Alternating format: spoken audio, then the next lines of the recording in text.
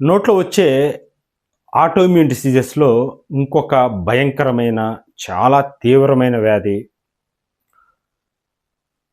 Systemic lupus ఎరిథెమాటోసిస్. దీన్నే తోడేలు ముఖం డిసీజ్ అని అంటారు. ఎందుకంటే ఈ డిసీజ్ వచ్చిన వాళ్ళలో ఫేస్ కూడా బాగా ఎఫెక్ట్ అవుతుంది కాబట్టి. ఆ ఫేస్‌తో ఎఫెక్ట్ అవ్వటంతో పాటు నోరు కూడా ఎఫెక్ట్ అవుతుంది. ఆహ్, ఈ సిస్టమిక్ ల్యూపస్ ఎరిథెమాటోసిస్ అనేది టైప్ 3 డిసీజ్. ఈ సిస్టమిక్ ల్యూపస్ ఎరిథెమాటోసిస్ ఎంత భయంకరమైందంటే మన సెల్స్‌లో ఉన్న డీఎన్ఏని ఎఫెక్ట్ చేస్తుంది. డీఎన్ఏని ఎఫెక్ట్ చేస్తే మళ్ళీ కోలుకోలేని డ్యామేజ్ జరుగుతుంది ఆ మనిషిలో. ఈ సిమ్టమ్స్ నోటికి సంబంధించిన సిమ్టమ్స్ ఉంటాయి. అలాగనే శరీరంలో మిగతా అవయవాలు కూడా ఎఫెక్ట్ అవ్వటం మూలాన కిడ్నీ ఇన్వాల్వ్‌మెంట్ ఉంటుంది. అలాగనే నోటికి సంబంధించిన ఇన్ఫర్మేషన్ చర్మం ఎఫెక్ట్ అవుతుంది. ముఖ్యంగా ముఖంలో ఆ మార్పులు బాగా తెలుస్తూ ఉంటాయి. శరీరం మొత్తంగా ఎఫెక్ట్ అవుతూ ఉంటుంది. ఇక్కడ మనం నోటికి సంబంధించిన లక్షణాలే మనం చూస్తున్నాం కాబట్టి దీంట్లో పెయిన్లెస్ ఓరల్ అల్సర్స్ ఉంటాయి. అంటే నోట్లో నంజుపోకులు వస్తూ ఉంటాయి, కానీ నొప్పి ఉండదు. కానీ రెడ్గా చాలా ఎరుపు రంగులో ఉంటాయి.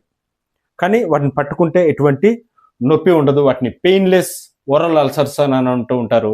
ఈ అల్సర్స్ అన్నీ హార్డ్ ప్యాలెట్, అంగుటి మీద, ఈ బక్కల్ మ్యూకోజా మీద, టంగ్ మీద, చిగుళ్ళ మీద, అన్నిటి మీద ఈ అల్సర్స్ వచ్చేసి ఉంటాయి. ముఖ్యంగా వీళ్ళు ఎండకి తట్టుకోలేరు. ఎండకి వెళ్తే ఆ ఎండ పొడని కొద్దిగా కూడా తట్టుకోలేరు. అలాగనే వీళ్ళల్లో జాయింట్ పెయిన్స్ కూడా ఎఫెక్ట్ అవుతూ ఉంటాయి. ఇదివరకే చెప్పుకుంటున్నట్టు ఇది ఏదో ఒక అవయవానికి సంబంధించిన డిసీజ్ కాదు. శరీరంలో చాలా ఇంపార్టెంట్ అవయవాలను మొత్తాన్ని ఈ సిస్టమిక్ ల్యూపస్ ఎరిథెమాటోసిస్ ఎస్ఎల్ఈ అనేది ఎఫెక్ట్ చేస్తూ ఉంటుందన్నమాట.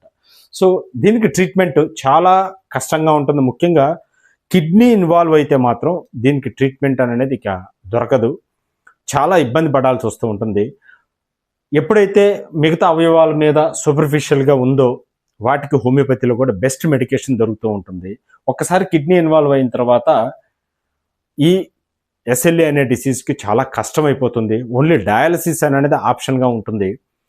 మిగతా జాయింట్ పెయిన్స్కి సంబంధించి కావచ్చు, మిగతా సిమ్టమ్స్ని పాలియేషన్ ట్రీట్మెంట్ అంటే తాత్కాలిక ఉపశమనం దొరికేటట్లుగా హోమియోపతిలో కూడా మంచి మెడిసిన్స్ దొరుకుతూ ఉంటాయి.